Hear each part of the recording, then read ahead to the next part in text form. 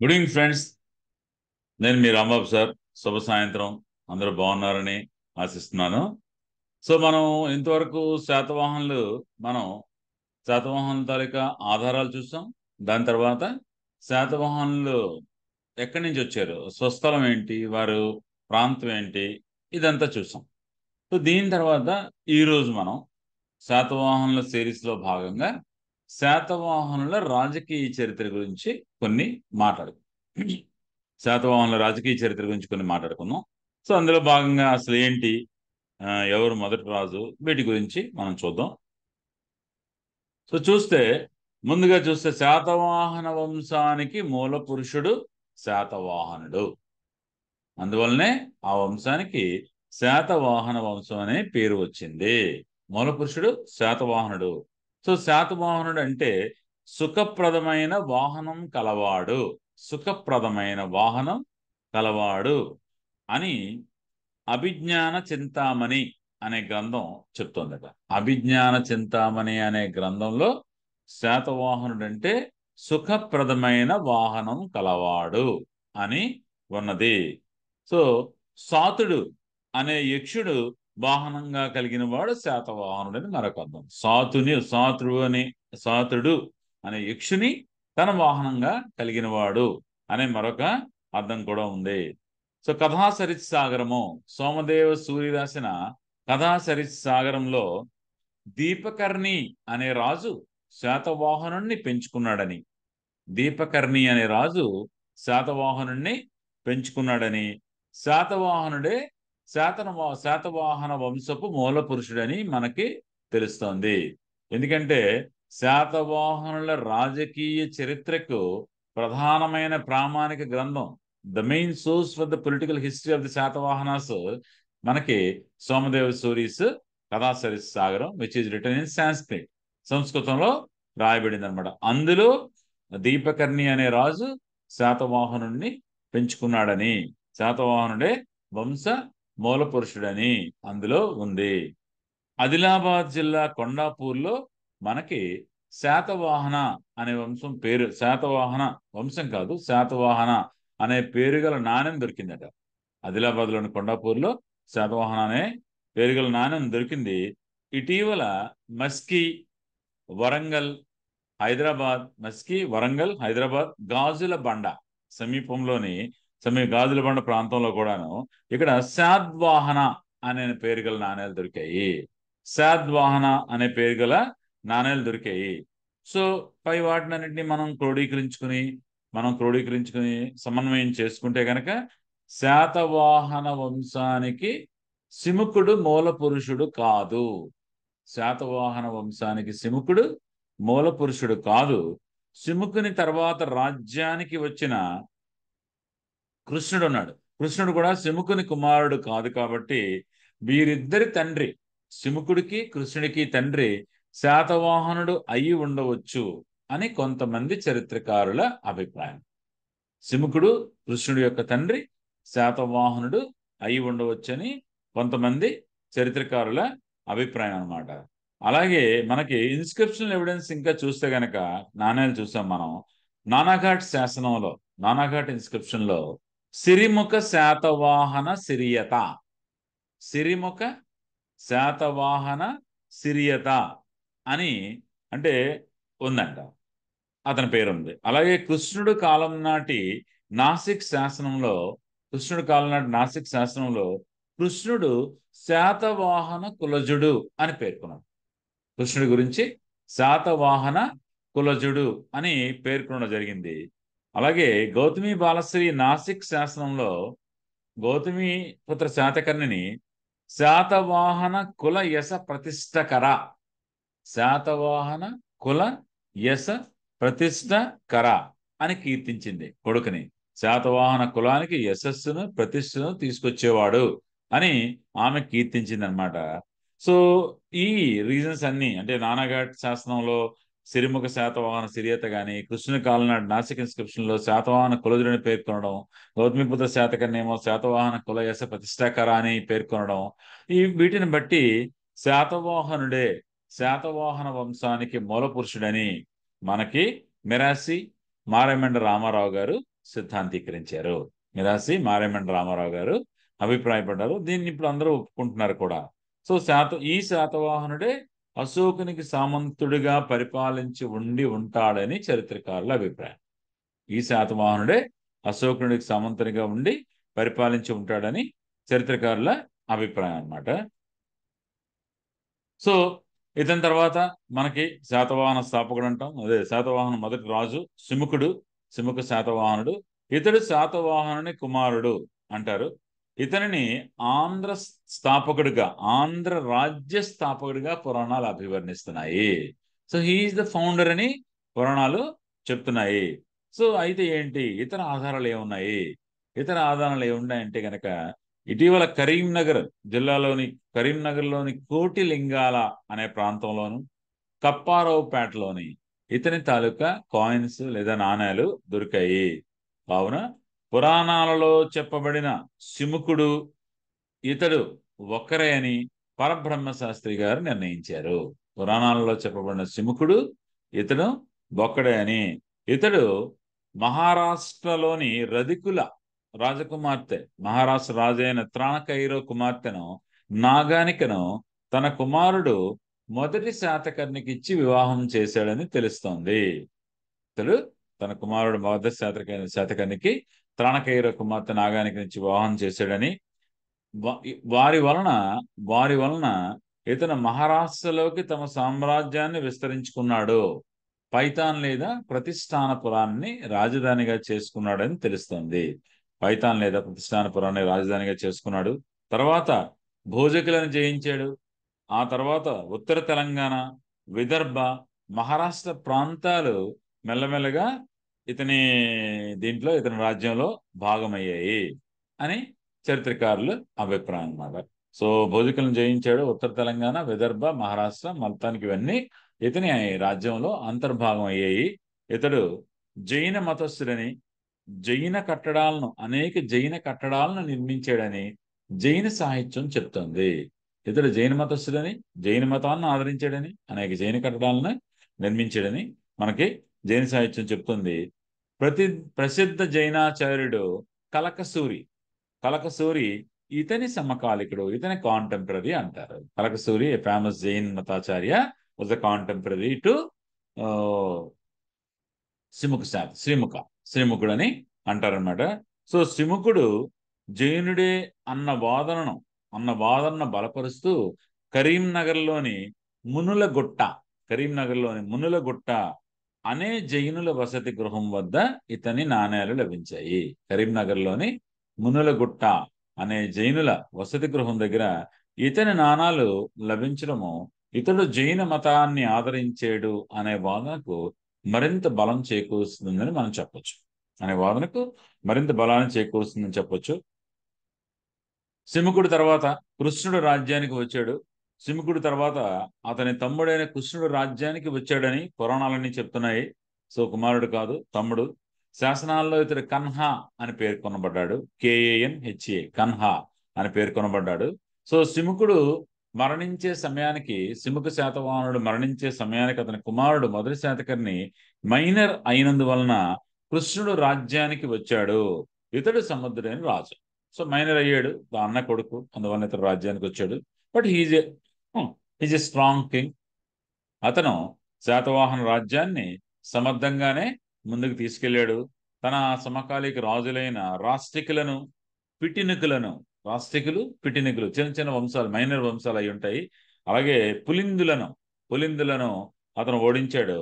So ఇతని విజయాల వలన మహారాష్ట్ర మొత్తం అంతా, ఆల్రెడీ సిముకుడు వలన అక్కడ కొంత ఎక్స్టెండ్ అయింది, మొత్తం మహారాష్ట్ర ప్రాంతం అంతా శాతవాహనుల ఏలుబడిలోనికి వచ్చింది. సో ఇతడు బౌద్ధ శ్రమణులు అంటే బౌద్ధ భిక్షువులు ఉంటారు కదా, శ్రమణులు, వాళ్ళకు నాసిక్లో ఒక గుహాలయాన్ని తొలిపించి ఇచ్చాడు. నాసిక్ ఇన్స్క్రిప్షన్ కూడా మొదటి శాసనమైన నాసిక్ ఇన్స్క్రిప్షన్ ని ఇతనే ఇవ్వడం జరిగింది. ఈ శాసనాన్ని సమన అనే మహామాతృలు అనేవారు అశోకుని కాలం నాటి అధికారులను మనం చెప్పుకున్నాము. సో ఆ వారసత్వాన్ని, ఆ పరంపరనే ఇతను కొనసాగించి ఉండొచ్చు. ఆ సమన అనే మహామాతృడు ఈ శాసనాన్ని రాయించాడు అని మనకి తెలుస్తుంది. శాతవాహనుల కాలం నాటి మొదటి గుహాలయం కేవ్ టెంపుల్ కానీ మొదటి ఫస్ట్ ఇన్స్క్రిప్షన్ కూడా కృష్ణాస్ నాసిక్ ఇన్స్క్రిప్షన్ అని మనం చెప్పొచ్చు. సో ఇతనే కన్హేరీలో మరొక కేవ్ టెంపుల్ ని కూడా ఇంకో గుహాలయాన్ని కూడా కట్టించాడట. సో నాసిక్ లోని ఒక గుహాలయం, కన్హేరీలో మరొక గుహాలయాన్ని ఇతను కట్టించినట్టుగా మనకి తెలుస్తుంది. సో దీని తర్వాత మనకి సిముకని కుమారుడైన మొదటి శాతకర్ణి రాజ్యానికి వచ్చాడు. కృష్ణుని తర్వాత సిముకని కుమారుడైన మొదటి శాతకర్ణి రాజ్యానికి వచ్చాడు.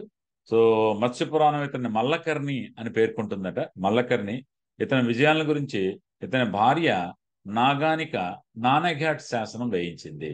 ఆల్రెడీ మనం శాసనాధారాల్లో చెప్పుకున్నాం. ఈ శాసనం మొదటి శాతకర్ణి మాల్వ, విదర్భ, అనూప ప్రాంతాలను జయించినట్లు మనకి చెప్తోంది. మాల్వ ప్రాంతాన్ని, విదర్భ ప్రాంతాన్ని, అనూప ప్రాంతాన్ని. అందువలన ఈ శాసనంలో మొదటి శాతకర్ణిని ఆమె నాగానిక దక్షిణాపదపతి అని పేర్కొంది. ఆ అన్ని ప్రాంతాలను జయించాడు కాబట్టి దక్షిణాపదపతి అని పేర్కొనడం జరిగింది. ఖారవేలుడు ఇతనితో ఘర్షణ పడినట్లుగా ఆదిగుంఫా శాసనంలో ఉంది. అయితే ఇద్దరి మధ్య యుద్ధం జరిగినట్టు ఆ శాసనంలో లేదంట.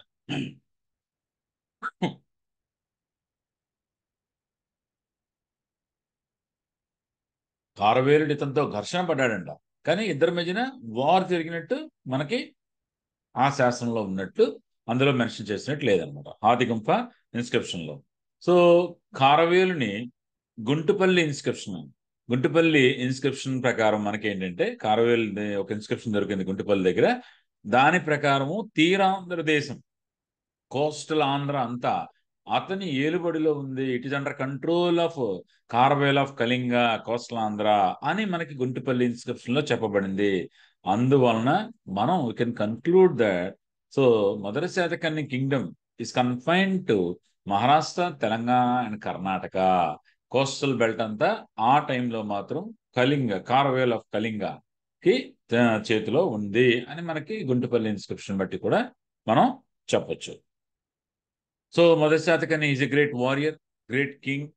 అతను 2 అశ్వమేధ యాగాలు చేశాడు, రాజసూయ యాగం చేశాడు.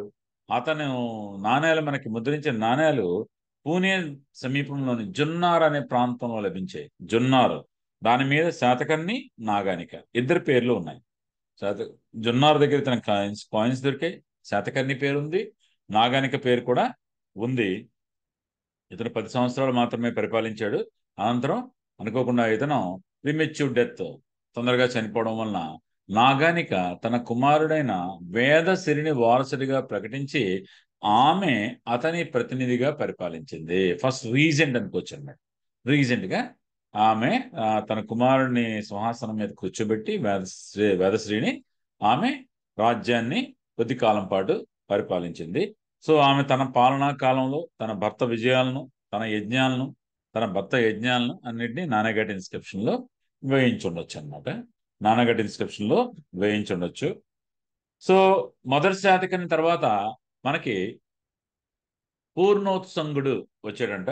పురాణాలు శాతకర్ణి తర్వాత పూర్ణోత్సంగుడు వచ్చాడు అని చెప్తున్నాయి. అయితే వేదసిరికే పూర్ణోత్సంగుడు అని ఇంకో పేరు. సో డెఫినెట్ గా వేదసిరి కొడుకు తండ్రి తర్వాత ఆల్రెడీ తల్లి ఇన్స్టాల్ చేసింది కాబట్టి అతనే వచ్చిండొచ్చు. అతనికి పూర్ణోత్సంగుడు అనే బిరుదు ఉన్నట్టు మనకి తెలుస్తుంది. సో అతడు వచ్చిన కొద్ది కాలానికి నాగానికి చనిపోవడం వలన శాతవాహన రాజ్యంలో మొట్టమొదటిసారిగా చీలికలు వచ్చాయి. చీలికలు వచ్చాయి, చీలిపోయింది. ఇదే సమయంలో ఖారవేలుడు రెండవసారి దండయాత్ర చేశాడని మనకి తెలుస్తోంది. ఇదే సమయంలో ఖారవేలుడు కన్నబెన్నా నది వరకు వెళ్ళాను, మూషిక నగరాన్ని గాడిదలతో దున్నించాను, పితుండ నగరాన్ని నాశనం చేశాను అని ఇదంతా ఆయన హాతిగుంఫ ఇన్స్క్రిప్షన్ లో చెప్పుకున్నాడు. కాబట్టి అది రెండోసారి ఈ సమయంలో ఇటువంటి సిచ్యువేషన్ లో అతను ఆంధ్రదేశం శాతవాహన రాజ్యం మీదుగా మహారాష్ట్ర వరకు వెళ్ళి ఉండొచ్చని చరిత్రకారుల అభిప్రాయం అన్నమాట. సో ఈ పూర్ణోత్సంగుడు లేదా వేదసిరి తర్వాత రెండవ శాతకర్ణి వచ్చాడంట. రెండవ శాతకర్ణి మనకి శాతవాహనంలో సుదీర్ఘకాలం పరిపాలించిన రాజు. సుదీర్ఘకాలం పరిపాలించాడు. అలాగే ఖారవేలుని మరణానంతరం, ఖారవేలుడు అప్పుడు చనిపోయాడంట. మరణానంతరం కారవేలుడు ఆక్రమించిన ఆంధ్ర ప్రాంతాలు ఏవైతే ఉంటాయో, Andhra what ever it may be, ఆ శాతవాహన రాజ్యం నుంచి కారవేలుడు ఏవైతే ఆక్రమించుకున్నాడో అవన్నిటినీ ఇతను తిరిగి జయించాడు. మధ్యప్రదేశ్లోని మాల్వా ప్రాంతంలో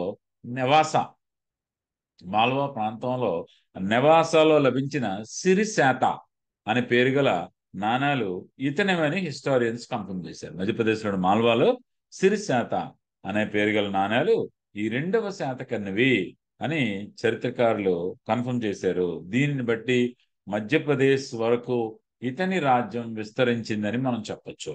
దీన్ని బట్టి మధ్యప్రదేశ్ వరకు ఇతని రాజ్యం విస్తరించిందని మనం చెప్పొచ్చు. అలాగే సాంచీ స్తూపం దక్షిణ ద్వారం మీద చెక్కించిన ఈ శాసనంలో శాతకర్ణికి యుగపురాణ అనే బిరుదు కూడా చెప్పబడింది. అతని ఇన్స్క్రిప్షన్ దొరికింది సాంచీ స్తూపం దగ్గర, దక్షిణ ద్వారం దగ్గర. అక్కడ అతనికి యుగపురాణ అనే టైటిల్ అనేది ఇవ్వడం జరిగింది. ఇతని కాలంలోనే శకులు తమ రాజ్యాన్ని స్థాపించారు. శకులు లేదా వెస్టర్న్ సాత్రపాస్ అంటాం కదా, శకులు అంటాం కదా. సో కర్ణ వాసుదేవుడు ఇతని కాలంలోనే దేవభూతిని కర్ణ వంశంలో చిట్ట చివరి రాజైన దేవభూతిని అంతం చేసి కర్ణ వాసుదేవుడు మన దేవభూతిని అంతం చేసి పుష్యమిత శృంగ కదా, ఓకే, శృంగ వంశంలోని చిట్ట చివరి రాజు అయిన దేవభూతిని అంతం చేసి కాన్వాయన వాసుదేవుడు కాన్వ వంశాన్ని ఇతని కాలంలోనే స్థాపించాడని అంటారు. సో శృంగ వంశ was ended by Kanvayana Vasudeva, Devabhuti was the last king అని మనం చెప్పొచ్చు అనమాట.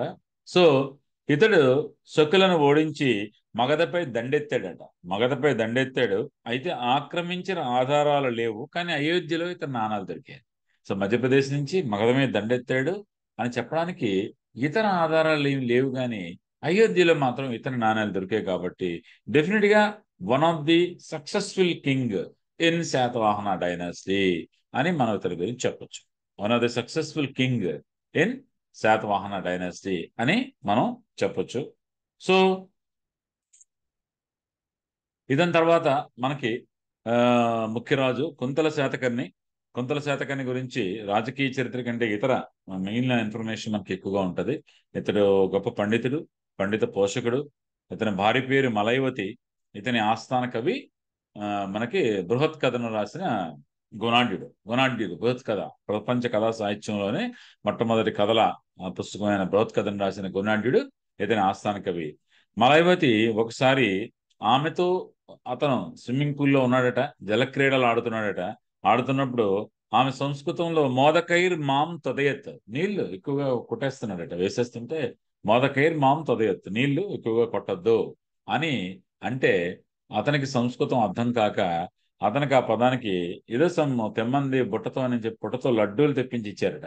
ఆమె అతన్ని చూసి ఈ మాత్రం సంస్కృతం మీకు రాదా, ఇంత రాజుగారు చక్రవర్తి అని చెప్పి పరిహాసం చేయడంతో ఆయన మనస్తాపానికి గురై వెంటనే ఆస్థానంలోకి వెళ్ళి నాకు ఎవరైనా సంస్కృతం నేర్పిస్తారా, 6 నెలల్లో సంస్కృతం నేర్పించే వాళ్ళు ఎవరైనా ఉన్నారా అంటే సర్వవర్మ అనే పండితుడు లేచి నేను నేర్పిస్తాను అని అతని కోసమే సంస్కృతంలో కాతంత్ర వ్యాకరణం అనే గ్రంథం రాశాడంట. గ్రంథం రాసి 6 నెలల్లో సంస్కృతాన్ని నేర్పించాడు. దానితో కుంతల శాతకర్ణి శాతవాహనుల రాజభాషగా ప్రాకృతాన్ని తీసివేసి declared Sanskrit as the state language. శాతవాహనుల రాజభాషగా సంస్కృతాన్ని అతను డిక్లేర్ చేసాడు, ప్రాకృతాన్ని తీసేసాడు అనమాట. తీసేసరికి అప్పుడు అంతవరకు తన ఆస్థానంలో ఎంతో గౌరవం పొందుతున్న గుణాఢ్యుడు మనస్తాపానికి గురయ్యాడు, బాధపడ్డాడు. అంత గొప్ప కథల పుస్తకాన్ని తీసుకెళ్లి అడవుల్లోకి వెళ్ళి కాల్చేపోతే ఎవరో కాల్చేస్తుంటే కుంతల శాతకర్ణికి ఎవరో చెప్పారట. చెప్తే అప్పుడు అతను వెళ్ళి రిక్వెస్ట్ చేసి అతను ఆపి అతనికి తగిన గౌరవాన్ని ఇచ్చాడు. అప్పుడు అక్కడి నుంచి ఆ బృహత్ కథ నుండే మనం ఇందాక చెప్పుకున్న సోమదేవ సూరి కథా సరిస్సాగరము ఇన్ సాంస్క్రిట్, బృహత్ కథా మంజరి క్షేమేంద్రుడు రాసిన బృహత్ కథా మంజరి ఇన్ సాంస్క్రిట్, అన్ని సంస్కృత గ్రంథాలే. అలాగే బృహత్ కథా కోశ హరిసేన, బృహత్ కథా శ్లోక సంగ్రహం వధస్వామిన్ అనే 4 పుస్తకాలు వచ్చాయి. బృహత్ కథ నుండే ఈ 4 పుస్తకాలు కూడా వచ్చాయని మనం చెప్పొచ్చు అనమాట. సో వాత్సాయనుని కామసూత్రాలను బట్టి మనకు తెలుస్తున్న మరొక సమాచారం ఏంటంటే, కుంతల శాతకర్ణి తన భార్య మలయవతి మరణానికి కారణమయ్యాడు. తన భార్య మలయవతి మరణానికి ఇతను కారణమయ్యాడని వాత్సాయన కామసూత్రాల ద్వారా మనకి తెలుస్తుంది. దీని తర్వాత శాతవాహన రాజుల్లో ముఖ్యమైన వాడు మొదటి పులమావి లేదా Pulamavi 1. He's a great warrior. So simple kingdom, simple అంటే ఒక చిన్న కింగ్డమ్ ని ఒక మహా సామ్రాజ్యం కింద శాతవాహన సామ్రాజ్యాన్ని మార్చి ఆంధ్రుల కీర్తి ప్రతిష్టలను యావత్ భారతదేశానికి తీసుకెళ్ళాడు. మొత్తం యావత్ భారతదేశానికి తీసుకుని వెళ్ళాడు. ఇతని కాలంలో the greatest achievement of the Pulamavi 1 ఏంటంటే ఈ ఆక్యుపైడ్ ద మగధ. ఈ ఆక్యుపైడ్ ద మగధ. మగధని ఆంధ్రదేశపు జెండాని తీసుకెళ్లి మగధ సామ్రాజ్యం మీద పాతాడు. అంత చిన్న విషయం కాదు. చాలా one of the greatest achievement అనమాట. అతడు కాన్వ వంశంలో చిట్ట చివరి రాజు అయిన సుశర్మను ఓడించాడు. సుశర్మను ఓడించి మగధ మీద దండెత్తి సుశర్మను ఓడించి మగధను ఆక్రమించాడు. ఆంధ్రులు మగధను జయించి 10 సంవత్సరాల పాటు పరిపాలించారని గార్గి సంహితలోని యుగ పురాణం మనకు చెప్తోంది. అకార్డింగ్ టు గార్గి సంహిత యుగ పురాణం, Andhras conquered Magadha and ruled up to 10 years అని మనకి చెప్తుందంట. సో దానికి ఇంకా ఏమైనా ఎవిడెన్స్ దొరికాయంటే, ఇటీవల కుమ్రహర అంటాం. కుమ్రహర అంటే పాటలీపుత్రం తాలూకా ఆ రోజుల్లో పేరు అనమాట. కుమ్రహర అని పిలువబడే ప్రాచీన పాటలీపుత్రం వద్ద జరిగిన త్రవ్వకాలలో శాతవాహన నాణేలు లభించాయి. పాటలీపుత్రంలో శాతవాహన నాణేలు లభించాయి. అవి ఈ విషయాన్ని రుజువు చేస్తున్నాయి.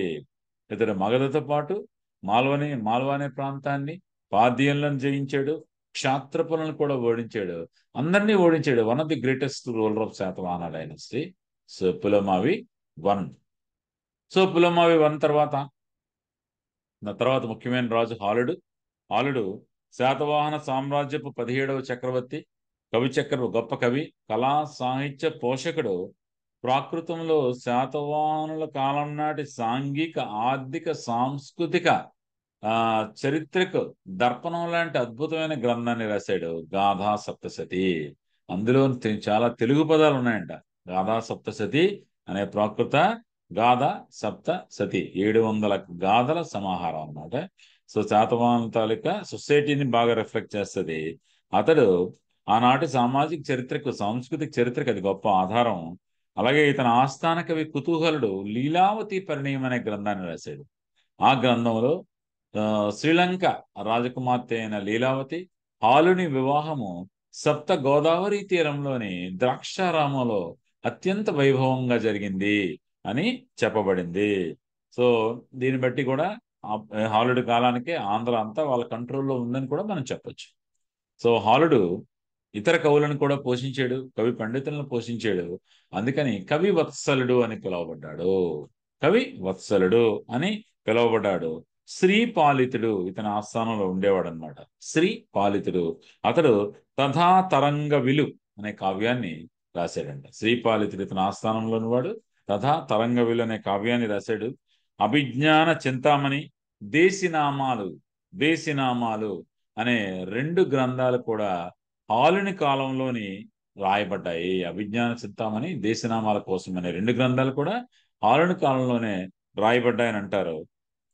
ఇంత గొప్పగా కవి పండితులను ఆదరించాడు కాబట్టే తర్వాత ఉత్తరోత్తర వచ్చిన బాణభట్టు, హర్షచరితం రాసిన బాణభట్టు హాలుని గురించి చాలా గొప్పగా చెప్పాడంట.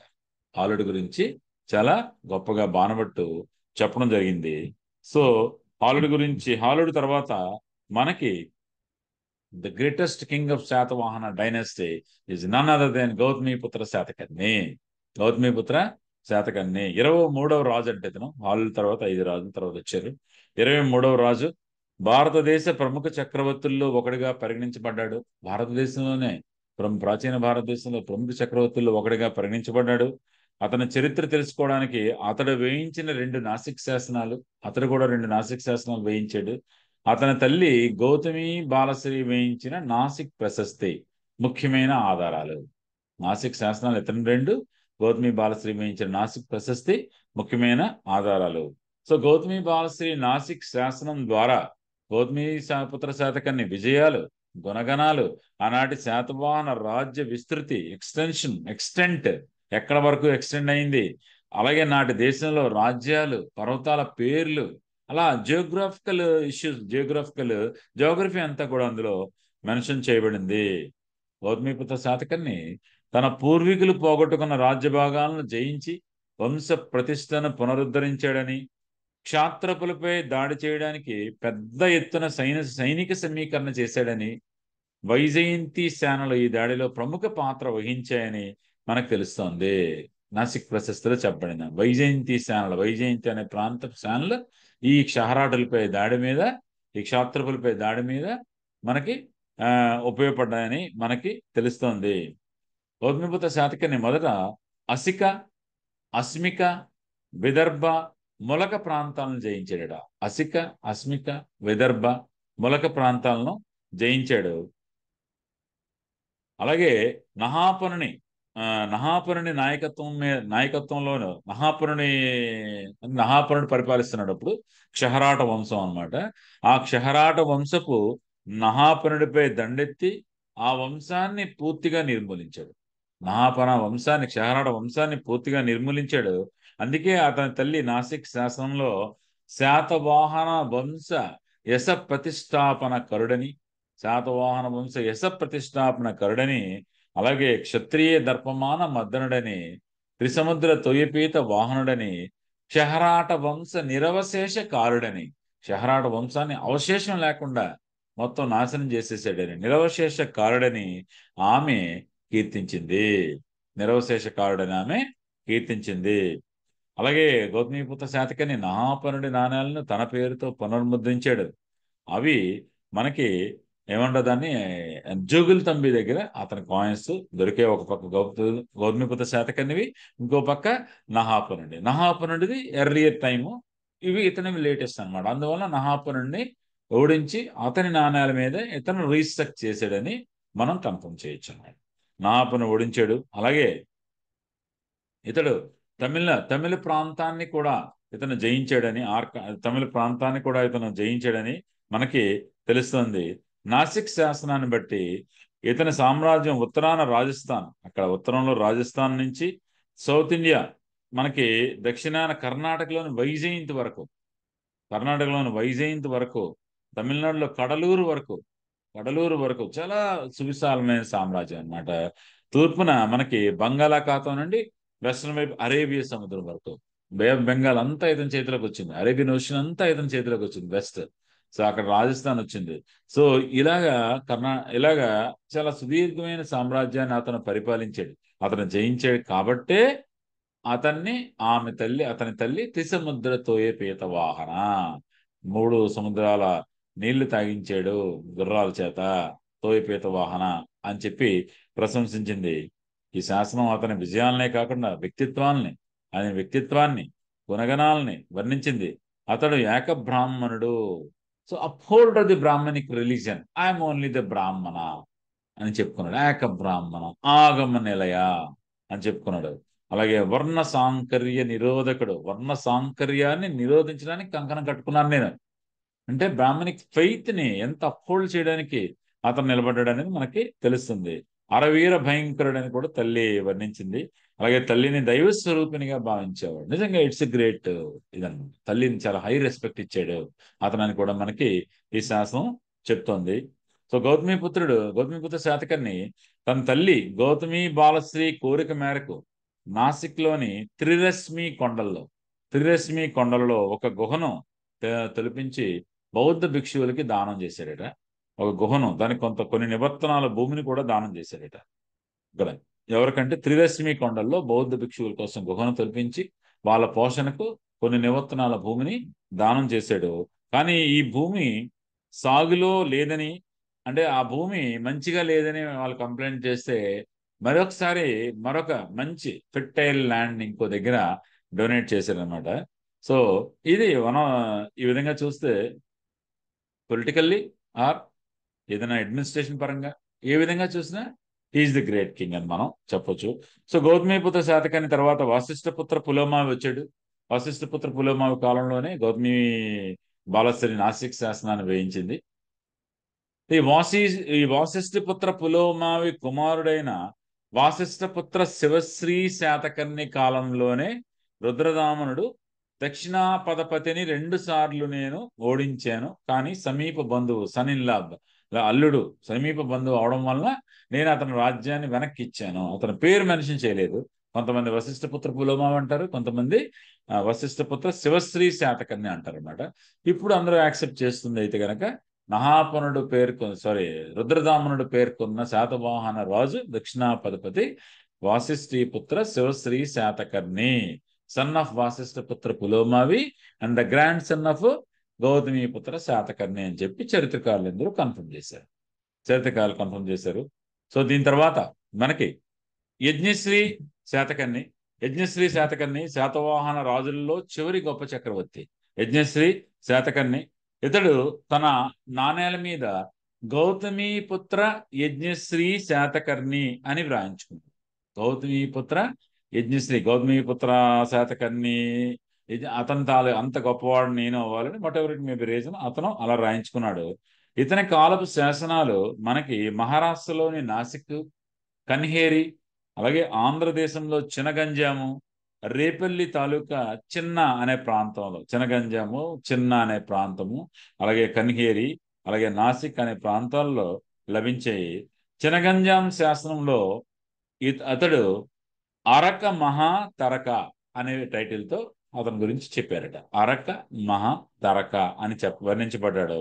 అలాగే యజ్ఞం చేసినట్టు కూడా చెప్పబడ్డాడు. యజ్ఞశ్రీ శాతకర్ణి కాబట్టి యజ్ఞం చేసినట్టుగా చెప్పబడ్డాడు. సో అందుకే అతను యజ్ఞశ్రీ అనే టైటిల్, అతనికి యజ్ఞం చేశాడు కాబట్టి యజ్ఞశ్రీ టైటిల్ అనేది తెలుస్తుంది. అతని నాణేల్లో ఓడ బొమ్మలు, షిప్ ఇంప్రింట్ కలిగిన కాయిన్స్ ఆంధ్రదేశంలో దొరికాయి. వీటి వలన కోరమానుల తీరమంతా అతని ఆధీనంలో ఉన్నట్టు. ఎందుకంటే 2nd century BC to 3rd century ADలో మనకి ట్రేడ్ అండ్ కామర్స్ అనేది మనకి చాలా బాగా జరిగినప్పుడు ఆ ట్రేడ్ అండ్ కామర్స్ నుంచి బాగా బెనిఫిట్ అయిన రాజ్యం శాతవాహన డైనస్టీ. అందుకే గోల్డ్ కాయిన్స్ లేవు.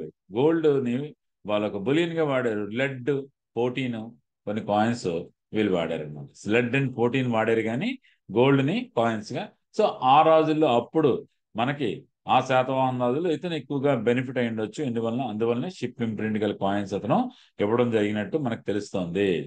సో అంతేకాకుండా యజ్ఞశ్రీ శాతకర్ణి సేనాధిపతి భావగోపుడిని క్షాత్రపుల మీదకి పంపించాడట. అతడు క్షాత్రపులను జయించి మొత్తం పశ్చిమ భారతదేశం, వెస్ట్రన్ ఇండియా నుండి ఆ వెస్ట్రన్ సాత్రపాస్ అంటాం కదా, వాళ్ళని శకులు అంటాం కదా, వాళ్ళని పూర్తిగా యజ్ఞశ్రీ శాతకర్ణి కాలంలోనే ఆ భావగోపుడు అనే కమాండర్ ఇన్ చీఫ్ మొత్తం వాళ్ళని ఓడించి తరిమి వేశాడు వెస్ట్రన్ ఇండియా నుండి అని మనకి తెలుస్తోంది. సో దీని వలన మళ్ళీ again they regained the greatness, the glory of the Gautamiputra Satakarni.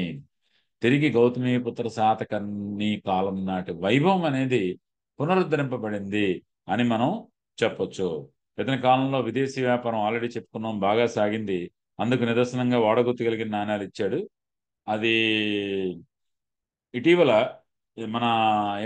ఇటీవల మనకి రేపల్లి తాలూకాలో చిన్న అనే ప్రాంతంలో ఇతని నాణ్యాలు దొరికాయంట. ఇతని ఇన్స్క్రిప్షన్ దొరికిందట.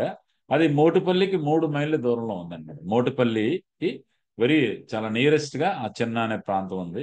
దాన్ని బట్టి కూడా ఇతను ట్రేడ్ అండ్ కామర్స్ బాగా ఫ్లరిష్ అయిందని మనం చెప్పొచ్చు. సో యజ్ఞశ్రీ శాతకర్ణి కాలంలో పొలిటికల్ హిస్టరీ అనేది ఎంత ఇంపార్టెంటో ఇంకొక పర్సనాలిటీ గురించి చెప్పకపోతే అది ఇన్కంప్లీట్ అవుద్ది.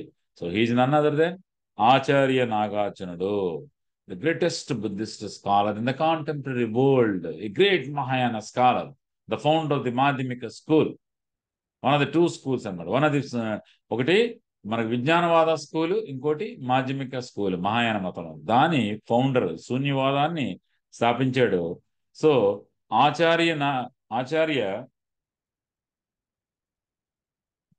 నాగార్జునుడికి అతడు సుహృల్లేఖ, ప్రజ్ఞా పారమిత, అలాగే మాధ్యమిక కరిక అనే గ్రంథాలు రాశాడని, అలాగే ఆచార్య నాగార్జునుడి కోసం ఇతడు నాగార్జున కొండ మీద పారావత విహారాన్ని నిర్మించాడని మనకు తెలుస్తోంది. పారావత విహారాన్ని నిర్మించాడు. శ్రీ పర్వతాన్ని ఆచార్య నాగార్జునుడు ప్రపంచ ప్రసిద్ధ విశ్వవిద్యాలయంగా తీర్చిదిద్దింది ఇతని కాలంలోనే. శ్రీ పర్వతం ఆ రోజుల్లోనే one of the greatest Buddhist university in the contemporary world only because of the Yajnashri Satakarni and Acharya Nagarjuna efforts only. So Suhrullekha గ్రంథాన్ని ఇతని కోసమే రాశాడని అంటారు.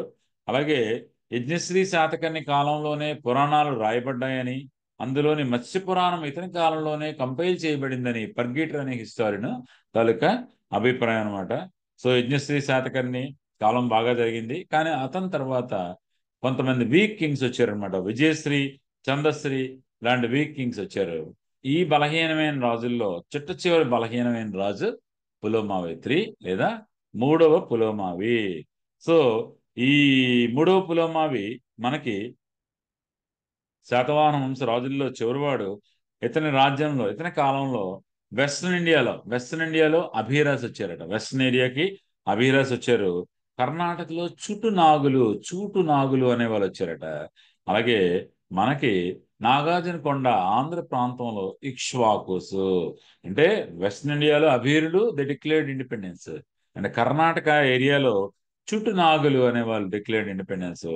ఆంధ్ర ఏరియాలో ఇక్ష్వాకులు తమ స్వాతంత్రాన్ని ప్రకటించుకుని they founded their independent kingdoms in their respective places. So Ikshvaka వంశస్థాపకుడైన శ్రీశాంతమూలుడు శాతవాహన వంశాన్ని అంతం చేసాడని యుగ పురాణం చెప్తోంది. శాతవాహన వంశాన్ని అంతం చేసినట్టు యుగ పురాణము చెప్తోంది. అయితే ఏది ఏమైనా ఇది ఇక్కడే శాతవాహన వంశం అంతమైపోయిందని మనం చెప్పలేమని చరిత్రకారులు అంటారు. ఎందుకంటే మూడవ పులోమావి బళ్ళారి ప్రాంతానికి వెళ్ళిపోయి అక్కడ కొంతకాలం పరిపాలించినట్లుగా మనకి బళ్ళారి ప్రాంతంలో దొరికిన అతని మేకధోని శాసనం బట్టి తెలుస్తోంది. అందువలన కొద్ది కాలం పరిపాలించి అక్కడ మొత్తానికి అతని రాజ్యం తర్వాత వాళ్ళ వారసులు కానీ ఎవరి పేర్లు మనకి వినపడటం లేదు. కాబట్టి ఇతను చిట్ట చివరి రాజుగా మనం చెప్పొచ్చు అన్నమాట. సో శాతవాహనుల రాజకీయ చరిత్ర మనం సంవత్సరాలు అవి తీసుకోలేదు, కొద్ది క్లిష్టంగా ఉంటాయని. సో ఇంకా డీటెయిల్గా కావాలంటే నెక్స్ట్ ఇయర్స్ అవి మనం మెన్షన్ చేసుకోవచ్చు.